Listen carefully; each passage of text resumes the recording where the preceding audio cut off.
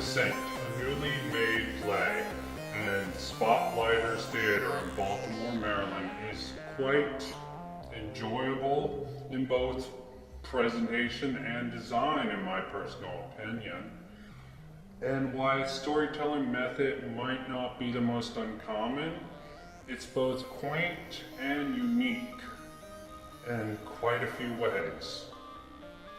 But rather than just solely focus on the play, I'll be exploring some of the tropes and themes in the science fiction scene nowadays, and compare that to Descent and other modern science fiction to get the critical points across. Given the symptoms of the era we live in today since the 60s civil rights movement, it's rather fitting that it starts off with a patient and then a doctor comes to theoretically fix him. Back then, we had a soft introduction to what the field would become to its current day. They had shows like Star Trek and novels, which eventually became Blade Runner in the 80s, set in the far future with a vision of our world becoming either a utopia or dystopia. Cassette managed to juggle these two things before tilting to the latter, giving me sort of a Richard Bachman, better known as Stephen King, sort of vibe with some of his novelettes, such as The Running Man and The Long Walk. The theme of what it means to be human is slowly introduced as the story slowly unfolds. Human rights, as well as, to some extent, AI rights, is a common trope explored in the science fiction scene. This is why I brought up the Bachman books earlier. They're about people so desperate that they're willing to take outrageous chances with their life to provide for their loved ones and their future if they manage to survive. The emotion of consent on this issue alone makes it worth watching.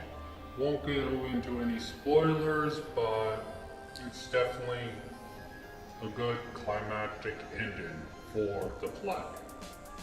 I have to give Descent a lot of credit for managing to pull this off on such a small stage. The Big Brother message from Orwell's 1984 is omnipresent throughout the whole play in both direct ways and by subtle little hints. They paint a picture of the outside world rather well without having to show it at all. The performances also reflect the type of people who could have developed in this dystopian future. From the insincere lead scientist, obviously indoctrinated in this sick, sad society, to her clearly conflicted coworker who's battling between the brainwashing and the reality outside the halls. Then finally you have the patient, who's been aptly unpersoned in things such as 1984. The question of if he volunteered or if he had no choice is reflected in the title Consent. The service he provides, I say that term very loosely, is more akin to military service in current day or in sci-fi novels like Ender's Game, but much more gravely fucked up. All three of these characters seem to follow the system in different ways. You have total devotion, mixed feelings, and a total surrender to it. It seems like the doctors, scientists, whatever you want to call them, are convinced they live in a Star Trek world, where as it builds up, it seems more like Star Wars. There's a rebel faction, and there's just the stormtroopers on the front line, helping build up the Imperial Order. This is why I like science fiction so much, and horror. There's just so many possibilities. It's just practically unlimited as anyone's imagination. And you can create whatever sort of world building you want to get your message across.